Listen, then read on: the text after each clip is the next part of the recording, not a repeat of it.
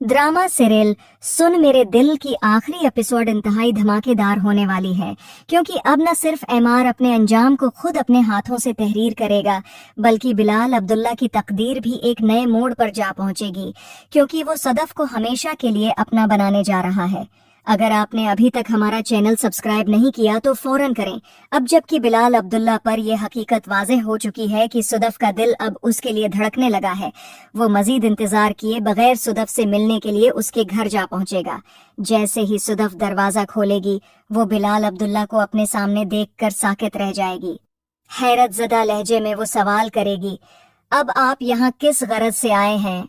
इस पर बिलाल अब्दुल्ला इंतहाई ठहरे हुए मगर जज्बाती लहजे में कहेगा, सदफ, मैंने हमेशा तुमसे मोहब्बत की है।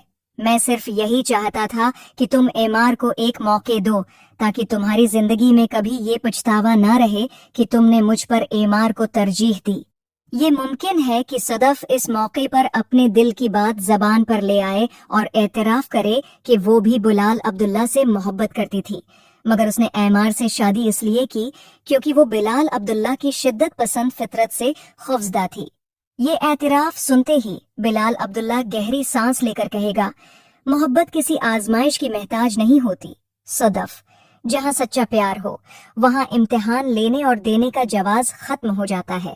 मैं तुम्हें आजमाना नहीं चाहता था, बल्कि सिर्फ इतना चाहता था कि तुम अपना घर एक बार फिर आबाद कर सको। मगर अब मुझे यकीन हो चुका है कि तुम्हारी तकदीर सिर्फ मेरे नाम लिखी गई है। हमारी राहें वक्ती तौर पर जुदा जरूर हुई, लेकिन मंजिल हमेशा एक ही रही। जहां सदफ अपनी मोहब्बत का इजहार कर रही होगी और बिलाल अब्दुल्ला के लब्बों से भी दिल के जज्बात छलक रहे होंगे, वहीं अचानक एमार भी नाजिल हो जाएगा।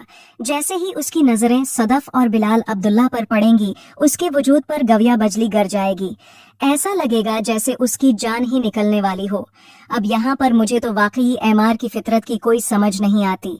न वो खुद सदफ के साथ खुश रहना चाहता है, न उसे खुश देख सकता है, और न ही उसे बिलाल अब्दुल्ला के साथ देखकर सुकून मुयस्सर आता है। अब भी वही होगा जब सदफ और बिलाल अब्दुल्ला को एक साथ देखने की ताब न ला सकेगा, और उसकी ये बेकरारी उसे एक और इंतहा पर ले जाएगी। वो जहर की गोलियां निगलने का फैसला कर लेगा। जब वो सदफ के सामने अपनी जान लेने की कोशिश करेगा और फिर चंद ही लम्हों में बेहोश होकर जमीन पर गिर पड़ेगा, तो सदफ खौफ से कांप उठेगी। इसकी घबराहट हद से बढ़ जाएगी और वो चीख चीख कर मदद के लिए लोगों को बुलाने लगेगी। ऐसे में बिलाल अब्दुल्ला के गार्ड्स ही एमार को फौरन उठाकर अस्पताल ले जाएंगे। सदफ को इस कदर मुत्तरिब और बेचैन देखकर बिलाल अब्दुल्ला भी बेहद परेशान हो जाएगा। उसके चेहरे पर अलझन के आसार नमाया होंगे। वो बेसाख्ता सदफ से सवाल करेगा, सदफ, तुम इतनी बेचैन क्यों हो रही हो? वो ठीक हो जाएगा, या कहीं तुम्हें अभी भी एमार से मोहब्बत तो नहीं?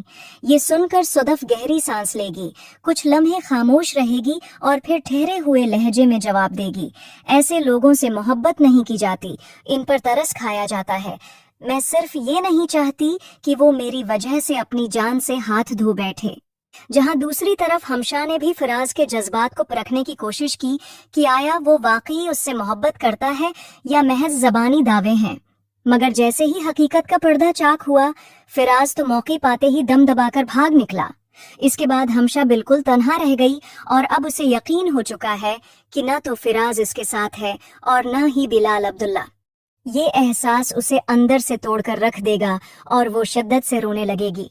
इधर एमार की गिरती हुई हालत को देखकर सदफ की माँ सख्त फैसला लेगी। वो सदफ से कहेगी, बेटा, अब उस कहानी को खत्म करो। एमार से कहो कि वो तुम्हारा पीछा छोड़ दे और तुम भी उसकी जिंदगी से मुकम्मल तौर पर निकल जाओ। जैसे ही वो ठीक हो, इससे दो टोक अल्फाज में कह दो कि वो अब तुम्हारी जिंदगी का हिस्सा नहीं रहा। ये सूरत हाल देखकर अंदाजा हो रहा है कि सदफ अब बिलाल अब्दुल्ला से शादी का फैसला कर लेगी। जहां एक तरफ एमार अस्पताल के बस्तर पर होगा, वहीं दूसरी जानिब सदफ और बिलाल अब्दुल्ला अपनी नई जिंदगी की शुरुआत कर चुके होंगे। वो दोनों एक साथ खूबसूरत वक्त गुजारेंगे, एक दूसरे के साथ खुशी और सुकून के लम्हात बांटेंगे। ड्रामे